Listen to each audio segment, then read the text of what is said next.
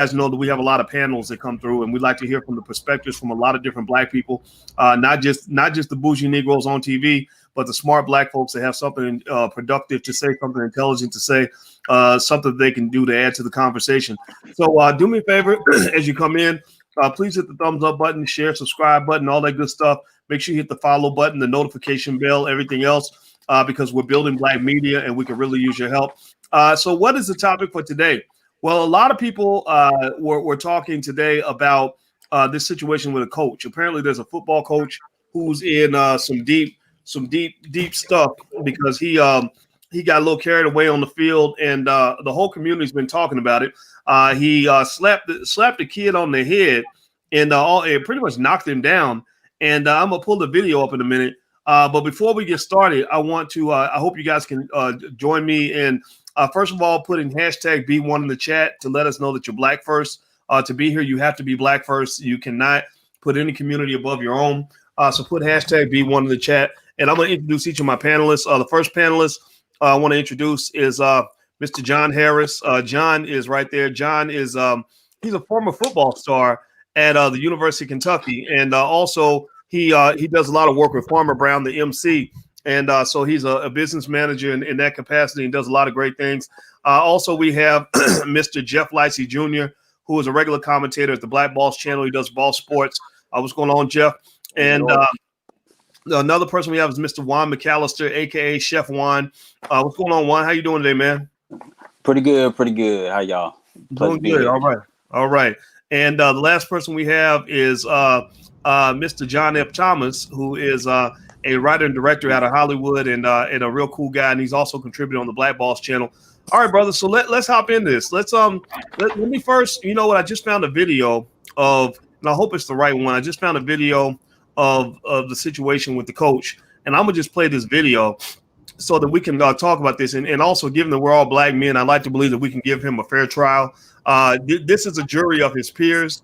White people are not his peers, right? So I think that we need to give him a fair trial right now, and let's get this cracking. All right, so I'm gonna share my screen real quick, and we're gonna just watch what the brother had to say and what went down, and then I'll get each of your takes on this. So let me hit a button here and spread this across the screen, and we're going to hit play now.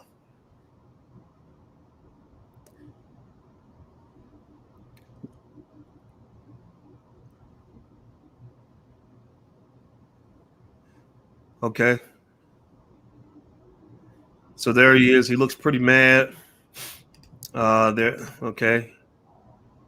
Oh, and wow. And that okay, so he's it's pretty bad.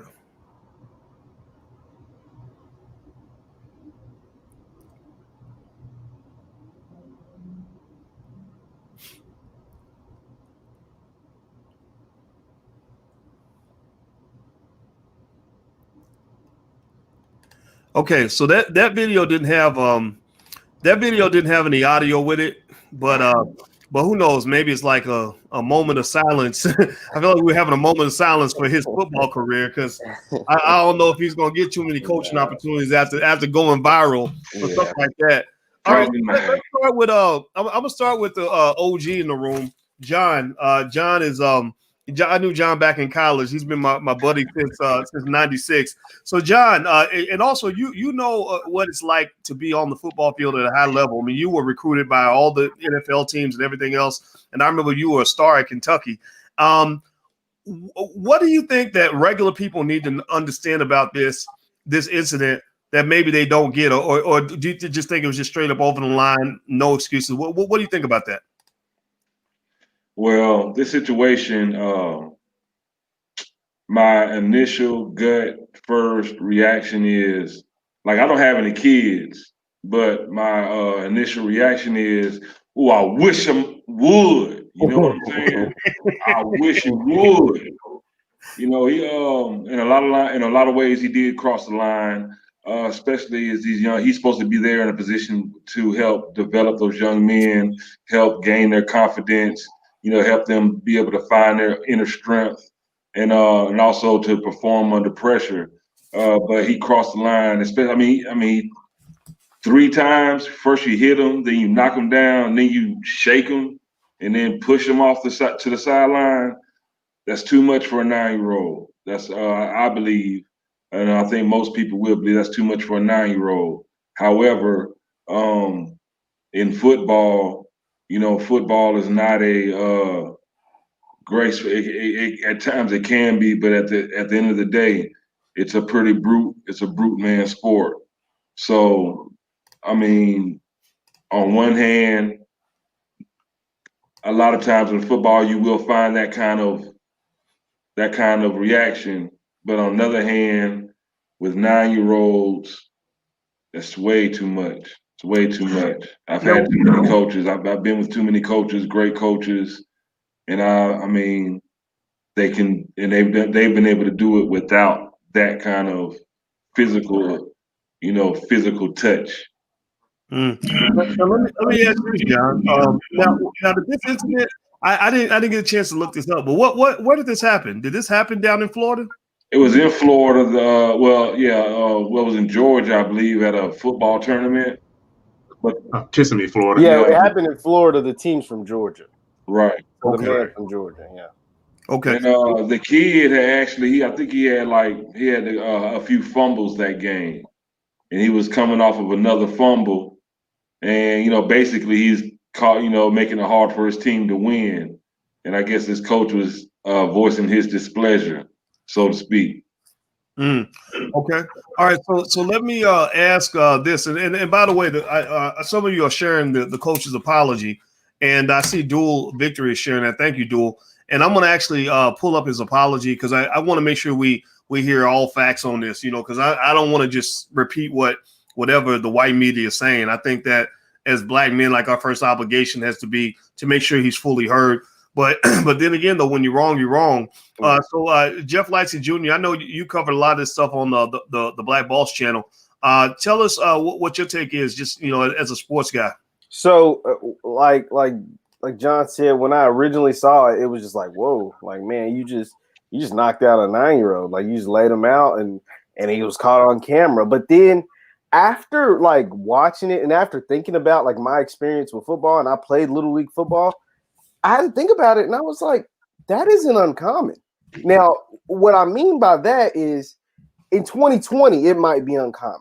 But I'm 25, so I was 9 years old over 15 years ago. So if we go back, to 15 years ago or 16 years ago, whatever, when I played Little League football, coaches put their hands on kids. Like, I mean, that happened. And I believe, and it wasn't just my coaches, and John can probably speak to it. Like, coaches they may have not struck a kid as hard as he struck that kid, but I've seen a coach hit a kid in the head before. Like, that's not uncommon. Like, multiple times. Like, I like to sit here and say, oh my God, like, I've never seen nothing like that before. It's the craziest thing in the world. I'd be lying, because that happens at the Little League level. Now in 2020, it's uncommon because cameras are everywhere, and we know what head trauma does not just to kids but to adults, and CTE and all the studies are now come out. But 10, 20 years ago, like, that was, and maybe it's still even common just without cameras. And when I say that, like, people are reacting like they should, because he was wrong. Don't get me wrong. When I say that is not uncommon, that doesn't mean that it's right.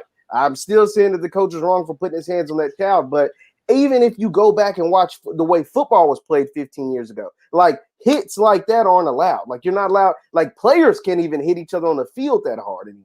But to say that I've never seen a coach put his hands on a child, like, not just a player, but a child before, I've definitely seen it before. It was excessive, but I have seen that before. It just got caught on camera, and I hate it.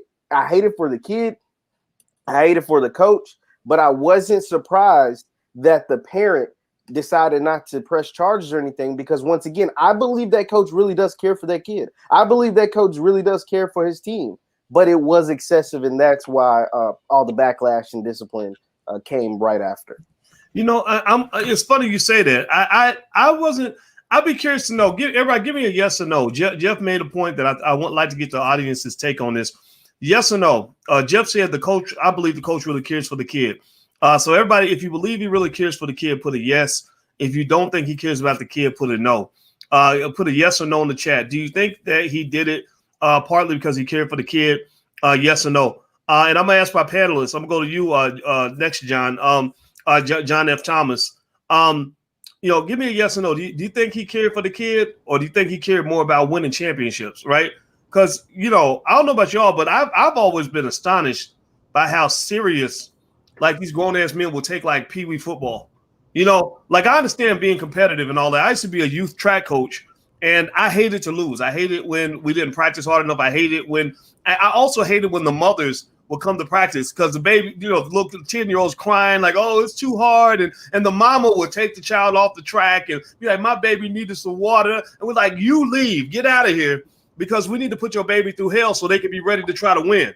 Right. And that's what's required. Right. That's that masculinity that's necessary. If you want to win, you got to go through some stuff. But in this case, I didn't feel like he did it because he cared. That wasn't, to me, that wasn't no love tap. That came off to me like, I'm pissed because we might win the championship and you are fucking it up. What do you think, John F. Thomas? What's your thought on this? Do you think he cared, or do you think he did it because he cared, or because he didn't care, or what do you think? I think he cares, but the amount of his care for the game and the championship outweighed what he felt for their child.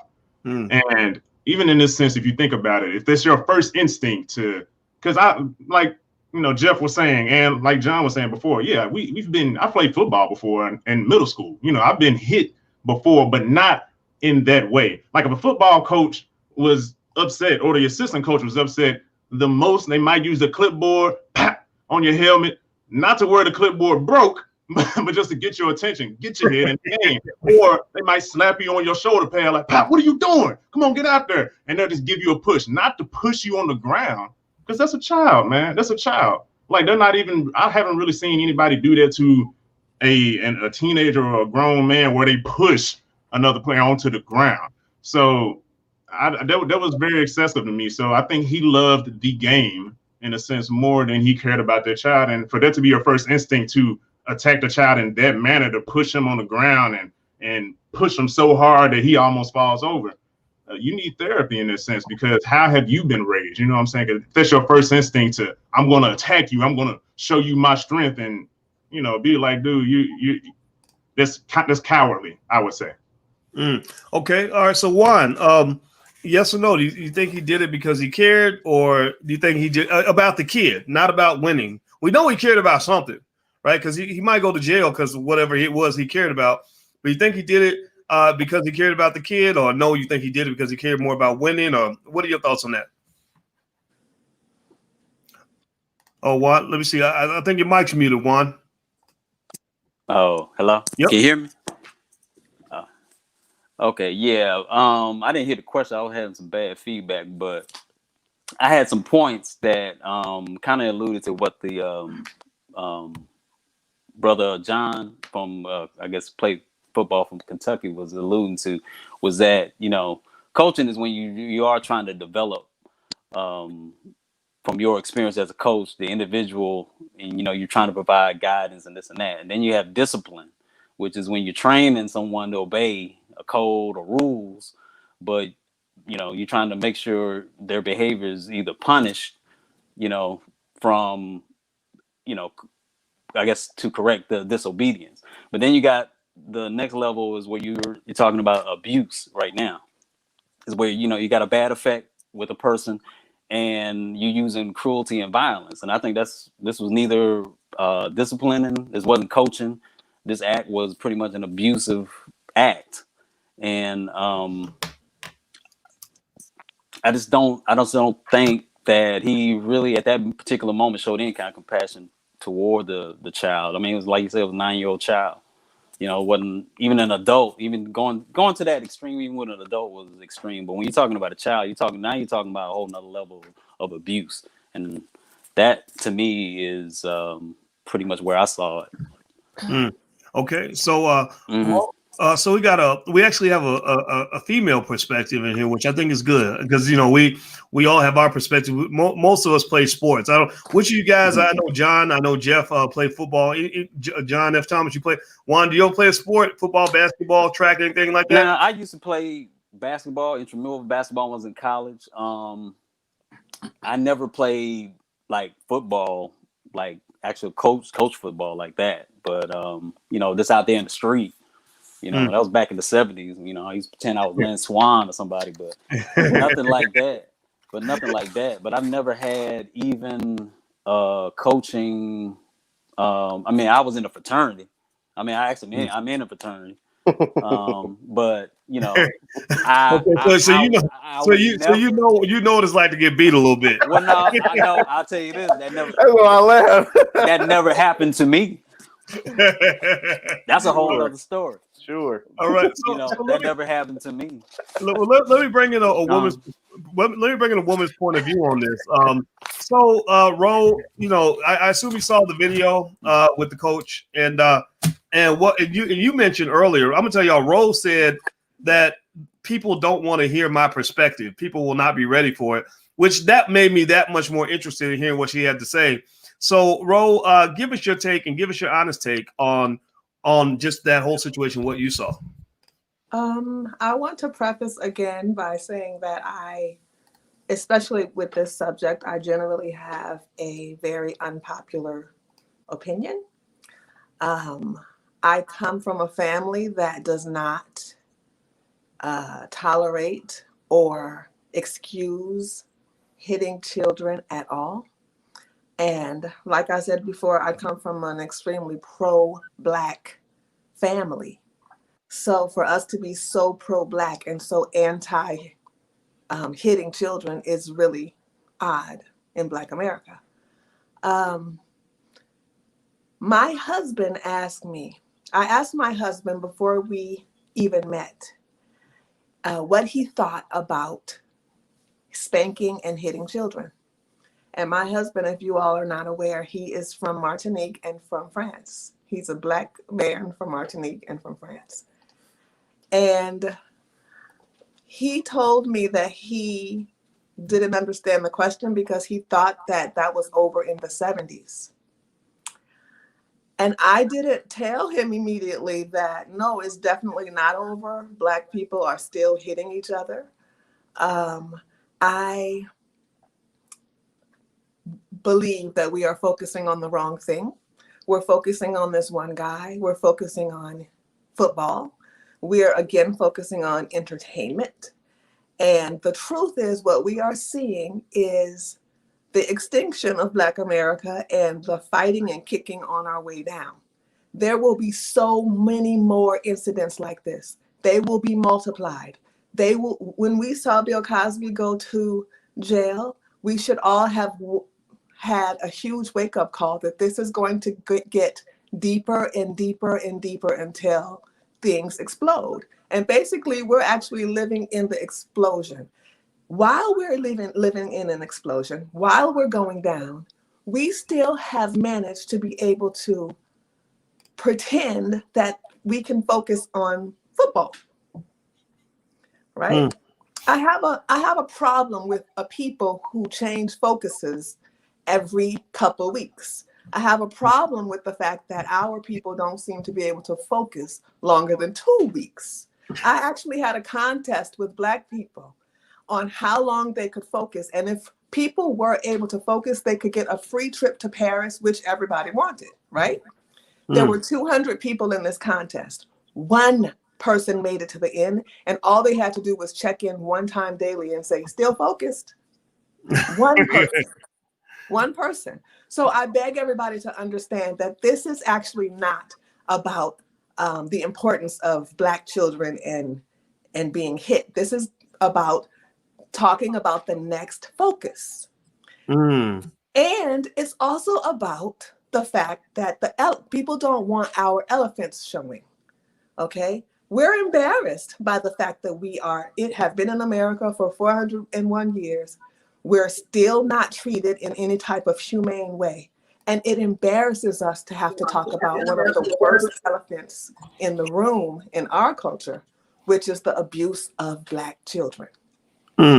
Okay, so abuse, that's an interesting term. And I'll tell you what, when I was asking what people thought about this action, if he did it because he cared about the kid or if he did it because he cared about something else, a lot of you felt that he didn't care about the kid, But then there were some of you who felt that he did it out of love. And what I think about is this, I grew up, I got spanked when I was little, and I had a tough father. My father was a Vietnam veteran who's gone through a lot.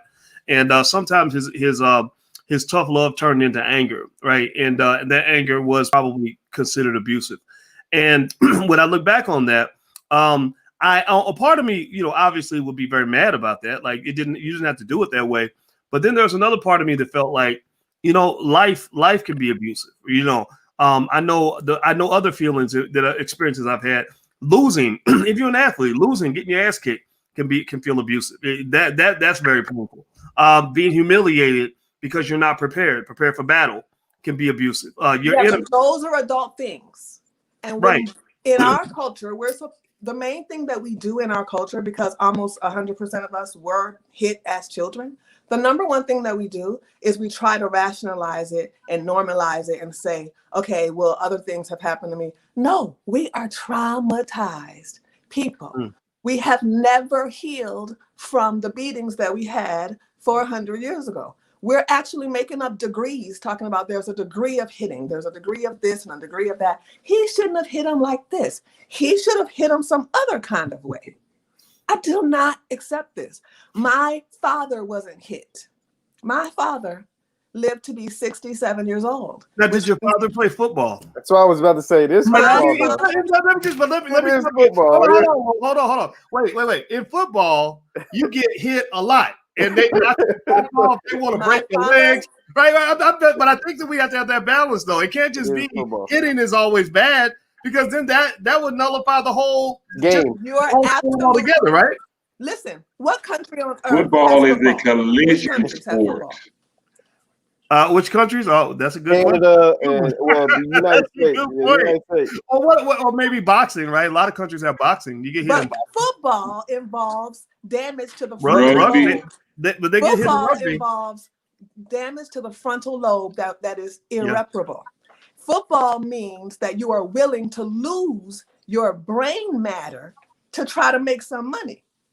Trying to sell your body, that's like selling your body because you're a slave. Okay, My father played lots of things, lots of masculine things. My father will not risk his mind to play football. That would be the opposite. I do agree with that, right? Like, so let me talk to a guy who probably took some hits to the frontal lobe, but he's still smart enough to respond to the question. John, since John's the best football player in the group, right? John, I was looking at a brother today online, actually, literally today, Myron Rowe, who's a neurosurgeon, who also was a superstar at Florida State. He actually, to Rowe's point, he actually pissed off the NFL because he actually said that my academics is just as important, if not more important, than playing football. They took that as a lack of commitment. Like, you're not serious if you want to go do this educational thing. But he did it anyway. He went and became a Rhodes Scholar. Then he came back to the NFL, and I think he had a good career there. I don't know who he played for, but I'm sure you guys can tell me. But so what do you think about that in terms of just, when you as a player go out there and you said this, and you don't remember this conversation you and I had. We had this, man, I swear, this tells you how old we are. Me and John had this conversation 24 years ago. And John was explaining to me, I was your math tutor. I remember that. And John told me, he said, every time I go on the field, I'm putting my life on the line. Every time I step out there, I'm risking my life. And I never forgot that. And so knowing that you're going out there and you're risking your life, what makes you go out there and take those hits and risking your life? What was it about it that drove you to want to be a great football player, despite all the risk and everything that Ro just mentioned? Because of where I came from, the struggles I had to deal with, growing up off Moncrief Road in Jacksonville, Florida. Cat Williams did a special down there in Jacksonville, and he talks about Moncrief Road. And it's like literally one of the most dangerous streets in America. And this was home for me. So, trying to make my friends and family proud there, just not wanting to go back to that kind of struggle. There's a lot of different motivations. For me, my mother sat me down in 8th grade and said, "You're going to college. No, I can't pay for it. Figure it out." And football was one of the answers I had. I didn't have to play football. but I like hitting people. I like hitting people, and I got cheered for it, and it paid for my school. I got my economics degree because I hit people well. Interesting. Yeah, and I know your late mother. She was really big on education, but Yes. to Rose's point, because I remember you were a great student in school too, right? Like a straight A student and all that stuff, right? Off and on. I had, but pretty close. I did make the dean's list, but I had some slim years too. But I was in the midst of a lot of other, when I got hurt playing football, I had football taken away from me. That took me to a low place. But dealing with abuse in kids, I think as a community, as a Black community, we do need to understand that there are a lot more different ways to discipline our kids. For instance, for me, I had a very creative mother and father. Like whatever I did wrong, like say if I told a lie, I was a very young child, but if I told a lie, I had the right, I will not tell a lie 10,000 times, neat and numbered, and I was on punishment until that task was done. When I say punishment, literally all I could do was wake up, use the bathroom, eat, and go to school. That's it. When I got put on punishment, they felt like jail terms. Like they were at months at a time.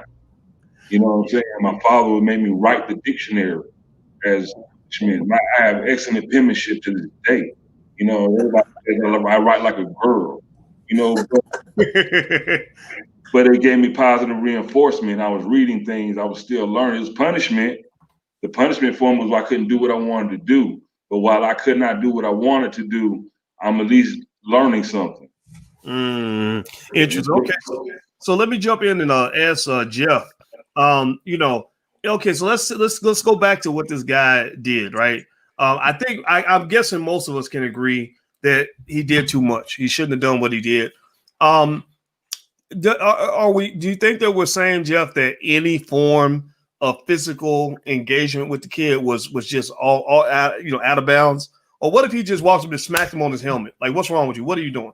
Well, I think that would be. What do you think? I think some people would find that more acceptable, right? I mean, but we have to realize that the climate that we're in, as far as we've advanced as a country, we've advanced as a people. But like I said, when I grew up, I saw coaches put their hands on kids like that. That isn't uncommon. Like, and I'm sure they still are to this day. Not to say that it's right or wrong, but I think what most people are saying is not the fact that some folks obviously are saying he should have never touched them, right? Like, I mean, like to Rose's point, they're saying that is just doing too much. But football is a physical game. They're out there getting touched the entire time.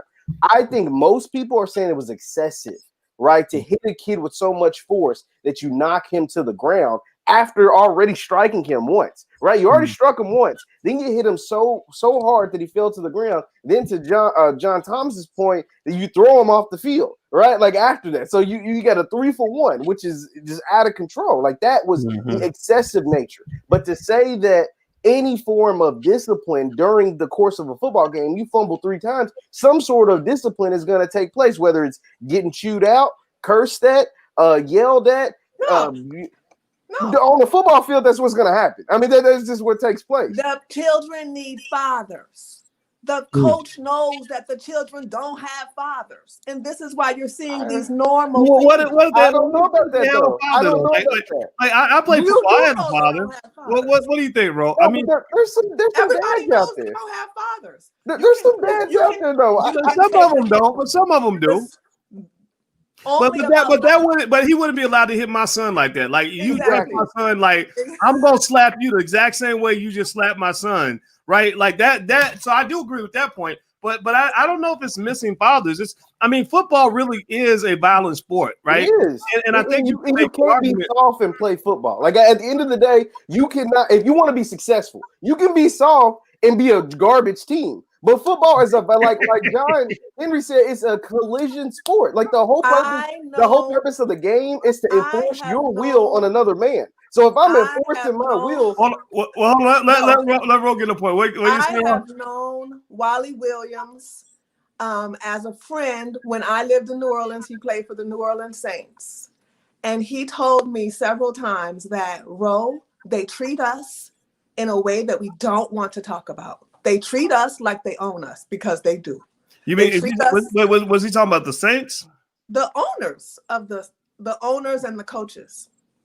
Right. He said they treat us, they trade us, and they treat us. They don't just trade us, and it's a funny, interesting word. They literally treat us like property. He had a son. He refused to allow his son to learn football or to practice or even be interested in football. He's like, I'm not getting beat up in my head and ruining myself and ruining my body and shortening my life for my son to repeat this. If I'm going to do it, that's going to be the end of that, because I will not have my son be treated like I am. I'm the slave.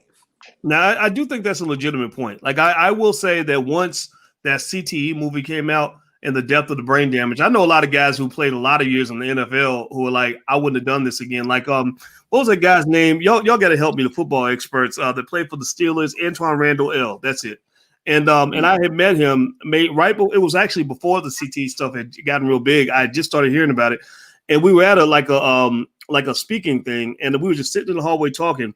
And I said, yeah, do you know anybody that has that CTE, that brain damage thing? He said, oh yeah, I got a lot of friends like that. He said, I got friends that'll go pick up their kids from school and can't remember how to get back home, and stuff like that. Or they'll see you and talk to you, and then 2 minutes later they'll greet you again as if they never had the conversation with you the first time.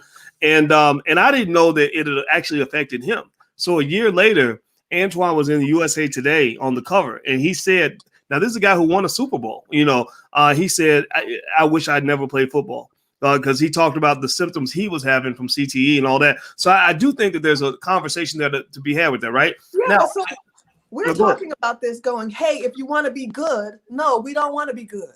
Okay? We want our well, you got to speak for yourself on that, though.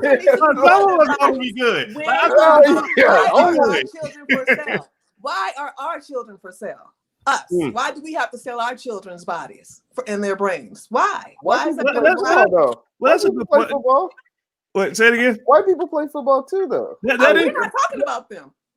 I don't want to focus on them. I want to focus on us. Well, look at the life that's going on for us. You got police trying to kill us. We're killing ourselves. Gang violence. Those are very good points. And the more it's a violent world. We get physical and with to our deal children, with a violent world, you need to know how to deal with violence violently. This is not a violent world. This is not a violent world. It's a violent country. Well, the world is not America. More that we put our hands on our children, everybody got the more that we put our hands on our children, the more they are going to be compliant. Y'all sound like the argument me and Alicia just had too. Alicia, she tells me that war is never necessary, and I'm like, no. If war is declared on you, you better be able to fight back, or you get conquered, right? That's definitely true. I'm telling you, that is definitely true, because that's the father that I come from. War, you got to be ready for war. Okay, I totally get it. But the more the only way to get ready to fight is to know how to deal with getting punched in the mouth and how to punch people in the mouth. And that's what football's about. And how to bob and weave. My granddaddy always told me the name of the game is to hit, not get hit. Let's I've heard from Juan or John F. Thomas. So Juan, we'll go to you, and then John. What do you think about all of this, Juan? What's going through your head? Okay. First of all, this was not a fair fight. The coach, basically sucker punched him like he was grown ass man. First of all, and my point too was that it seemed to me that there really wasn't any ramifications for this guy's actions on what he did to that boy with them other coaches that were standing around. From what I saw the rest of the video, I didn't even know he actually drug him off. I didn't see the entire video that you just shown, the other boys, but I didn't realize he had drug him off. But no one did nothing, and it's like, if I was there, we would have been talking about another incident. Being perfectly honest with you, because it was almost like reminiscent of the George Floyd situation when he was sitting there dying, but you had all these spectators and no one really wanted to step up and do anything about it. And my thing is, the kid you know, he's a 9-year-old kid. He's still developing, maybe understanding the game. But to come, I mean, there's something mentally wrong with this coach. And even his apology, which I guess we'll get into that later, was something I just dissected. And I just couldn't believe some of the stuff that was coming out of that Negro's mouth. Be perfectly honest with you, but I agree with Ro. This is you know, that wasn't a fair fight. He wasn't trying to be he wasn't coaching at that point, in my opinion. He wasn't coaching at all. This was just straight up abuse. Well, let me ask you all about this then.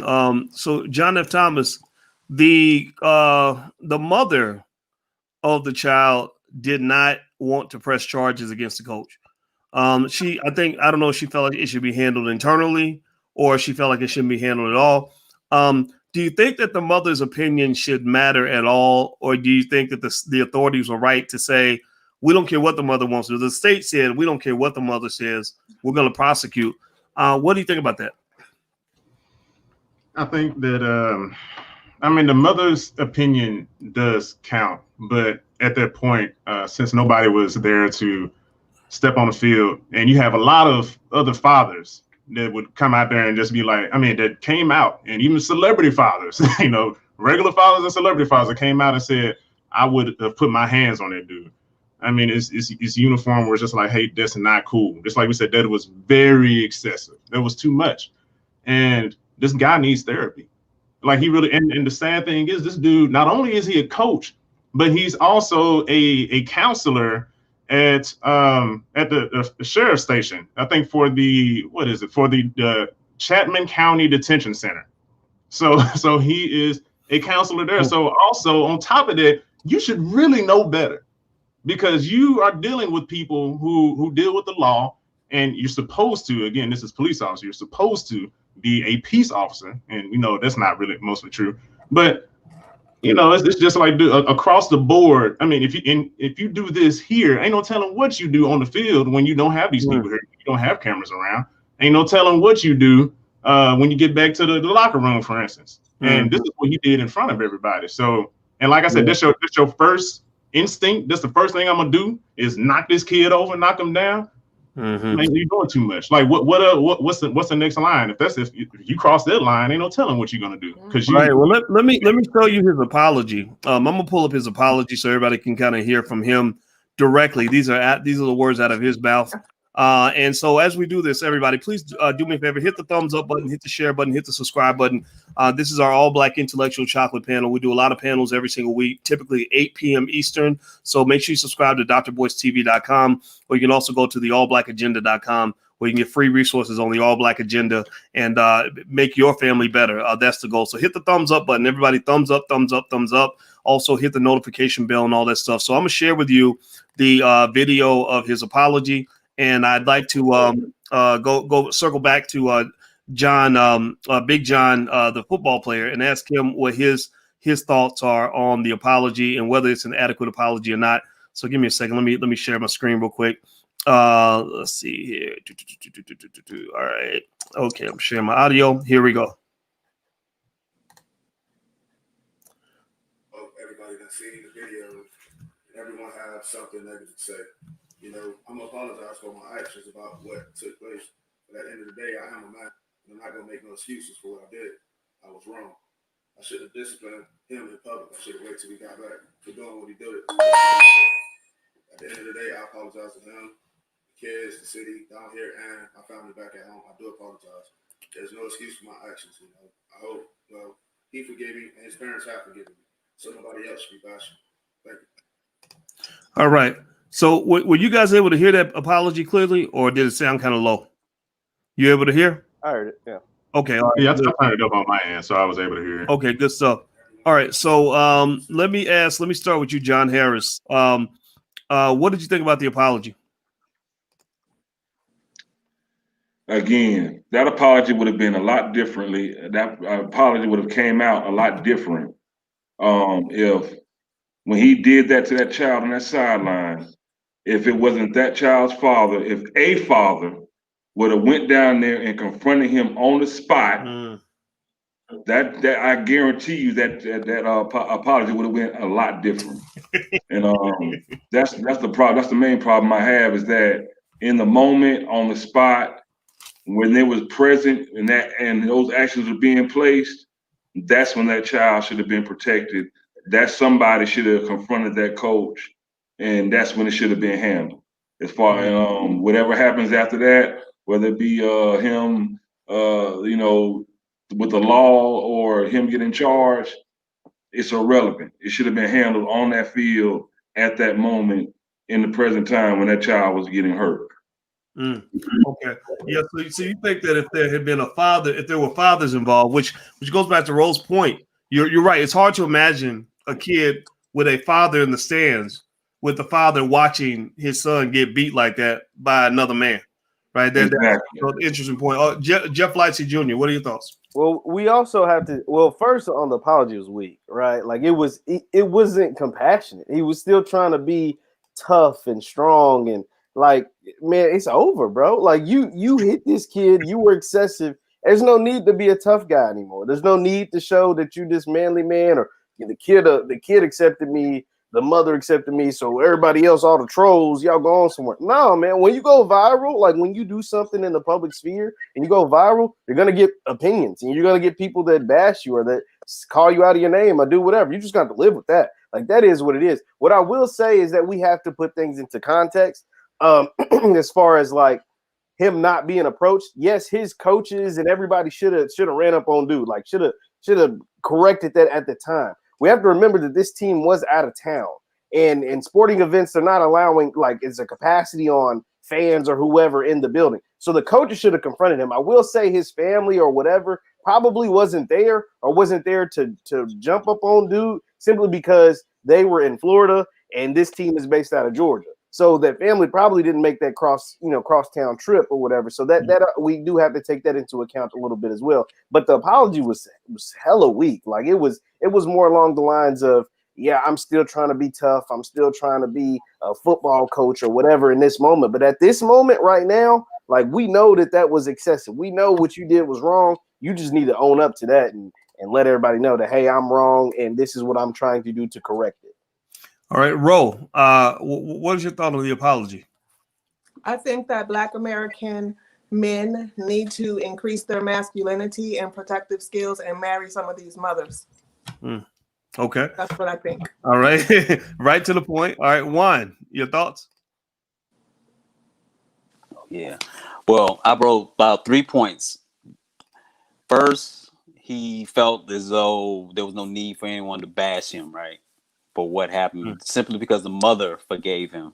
And that was an indication on Rose's point that there seems to be no father present maybe in this young boy's life.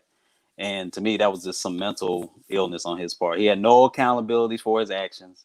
Then he blamed his actions on the fact that he's a man, which kind of threw me, because it's like, oh, okay, so now you're trying to say just because you're a man, you don't, you make mistakes or something like that. But you have really no idea as to what real manhood is. And that's going back to Rose's point that, you need to step up as a man.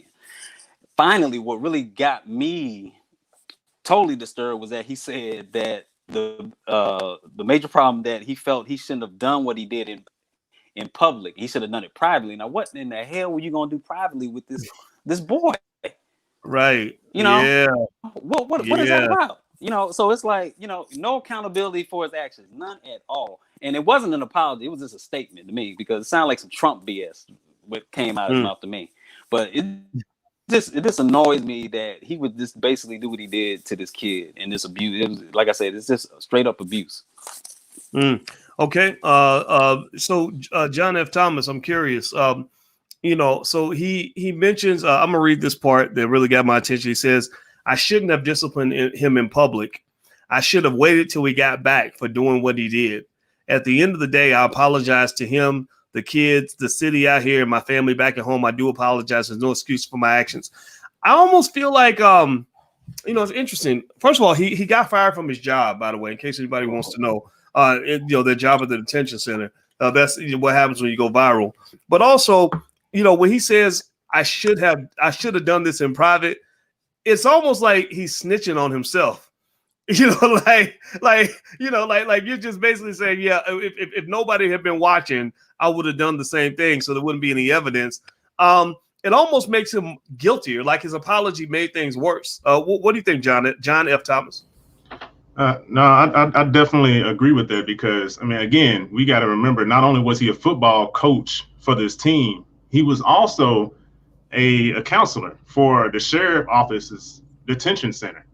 So he works with police officers, and we've seen this kind of apology a lot of times before from police officers who have killed black men and black children, black women in the streets. And then they give this weak, half-assed apology.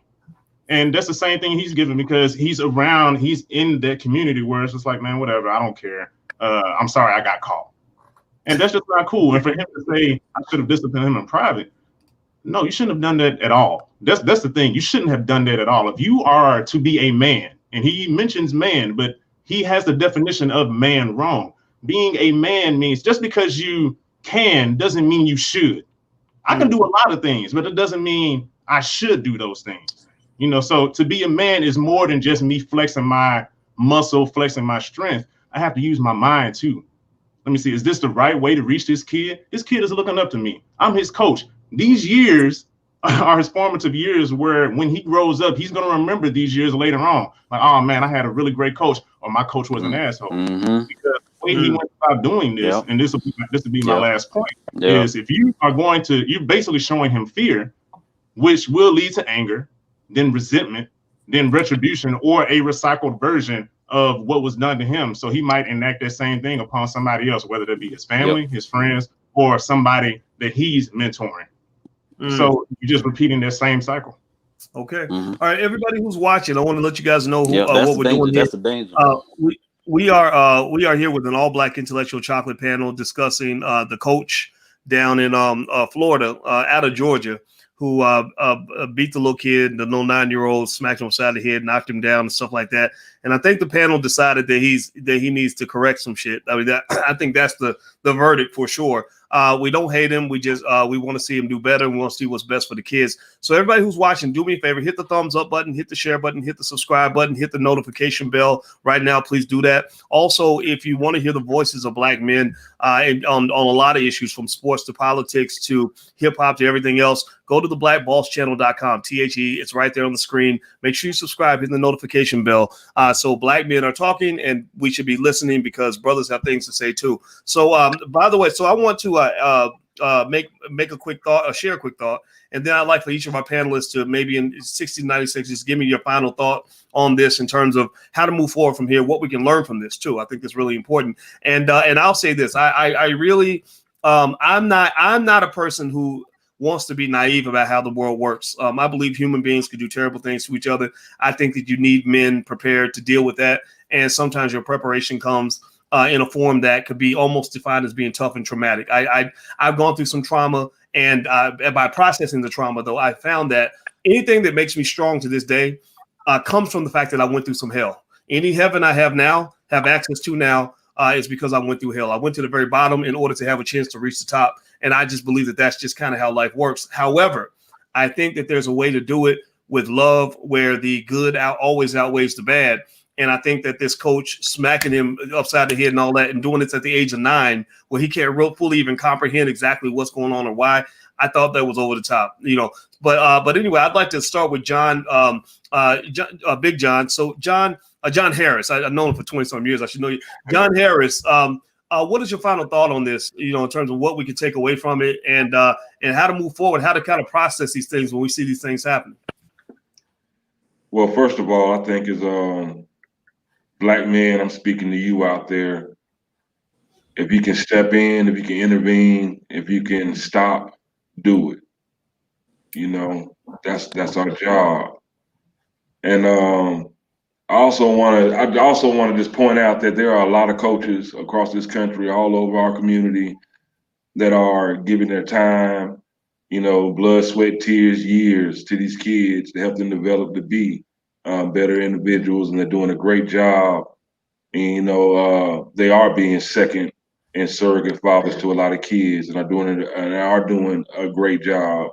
I just want to salute those guys and, hold them up, because they're not getting rich for doing it. They're doing it out of love. Okay. All right. So thanks for that point, John. And you're right. So John is also saying take care of your damn kids. You know, so your kid ain't out here being smacked upside the head by a stranger. He should at least get his head smacked by you. At least teach him how to duck. I'm joking. I'm just joking. Right. But if any man was slapping me upside the head when I was 9, I wanted it to be my daddy, not somebody else's daddy. Right. But really being smacked upside the head at 9, we can debate whether or not that's necessary. I don't know. Sometimes I wonder if I need to get smacked a little bit, but we'll talk about that another day. That's my craziness coming out. So Jeff Lightsey Jr., your final thought. Just like I said, there's a way of, even in the game of football, of letting someone know that they did something wrong without being overly aggressive, without trying to show that you're this big manly man, without trying to hurt someone, right? Or without hurting someone. Like you can prove a point without being excessive and without doing damage to a child. And that is what I think is just our biggest takeaway in this aspect, because we know football is a violent sport. We know that they're going out there and they're hitting each other and stuff, but the coach don't need to be putting his hands on the kids and doing what what this man did. And kind of just to John Harris' point, just we have to step up as a community and not allow some of the things that were done to us to continue to do that, right? Like that, just because it was done to us doesn't mean it's right to do. It doesn't mean it needs to be passed on. And that's just my final points on that. Okay. All right. So Ms. Rowe, what are your final thoughts as we walk out of here? I want to say that I am so clear that boys need to have struggles and challenges and hardship, and that is a part of African culture for boys to go through rites of passage to become men.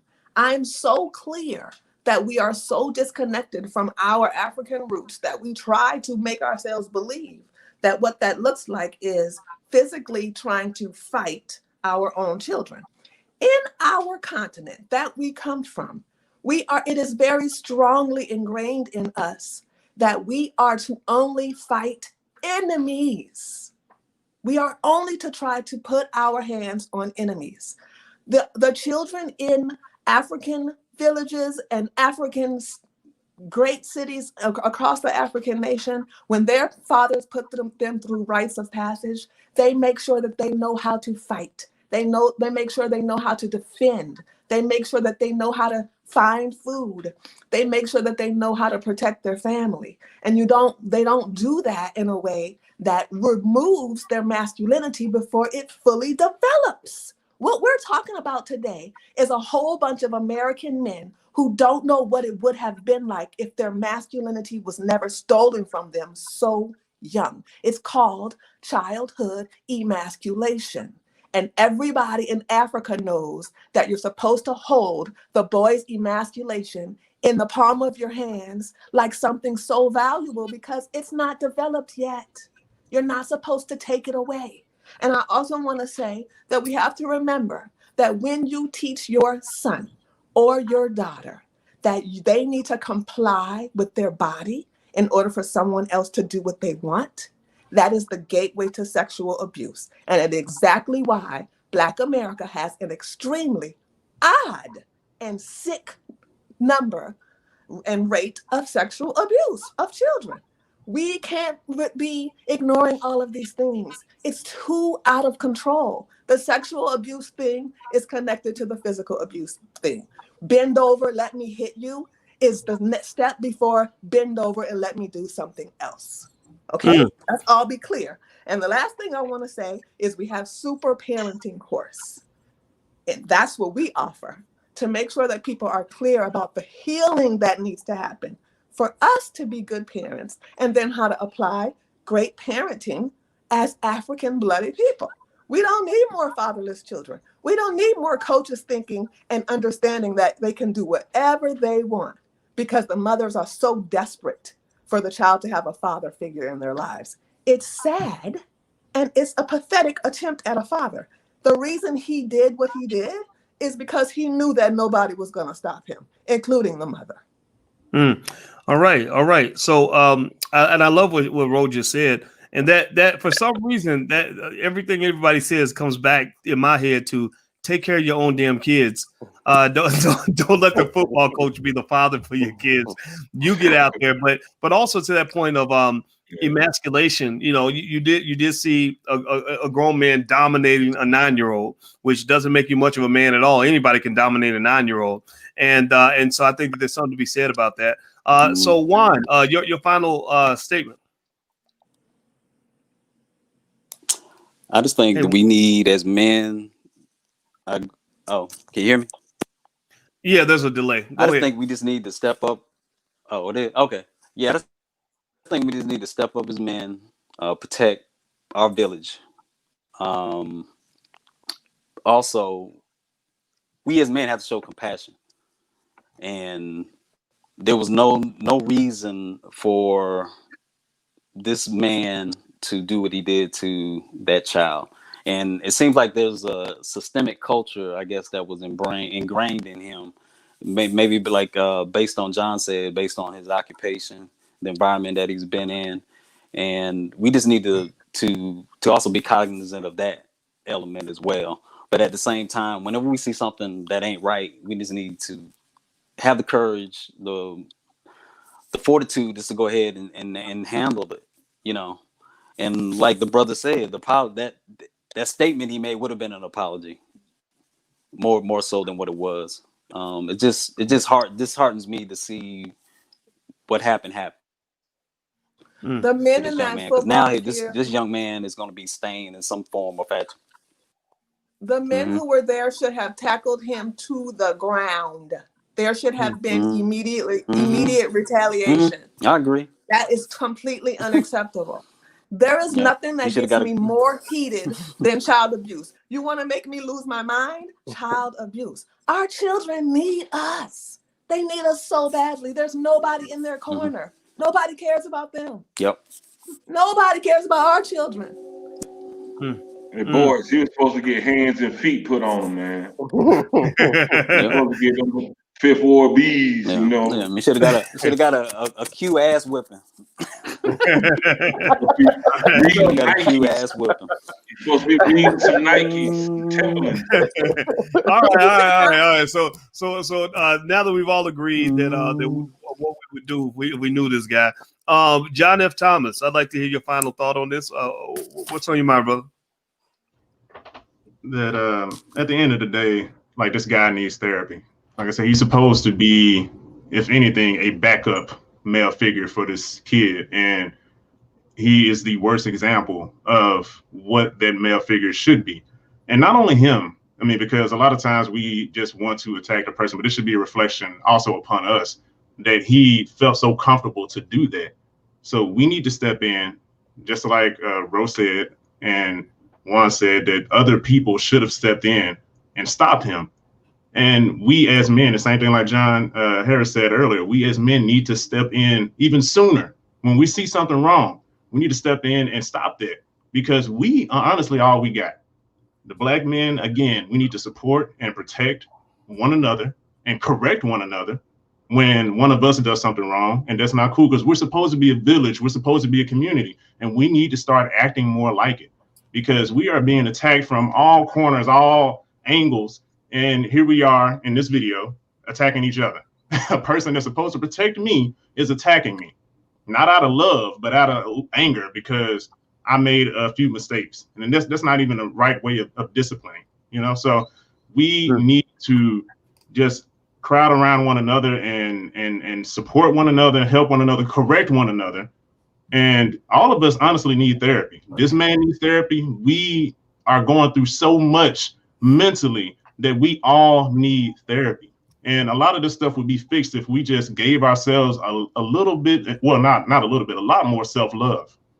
Well, I think that's a great point. And I will second that emotion by saying that as a person who has gotten therapy myself, and I've learned how to give myself therapy, I'm big on self-help and overcoming your own stuff. No matter how healthy you are mentally, everybody can benefit from therapy. If you're already good, then you could become great.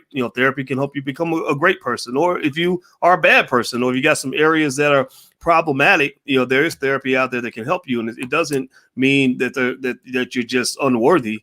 It means you're worthy of improvement. You're worthy of greatness. You're worthy of your potential and your possibility. So I'm a big believer in therapy, and I will publicly state that I, to this day, go through lots and lots of therapeutic stuff. And that's how you find your balance. That's how you find your peace and find your bliss in a crazy world. So I want to say thank you very much to all the panelists on tonight's Intellectual Chocolate panel. Thank you very much, John Harris, Jeff Lightsey Jr., Ro Gronganois. Did I get it right, Ro? Am I close? Okay, we got to practice.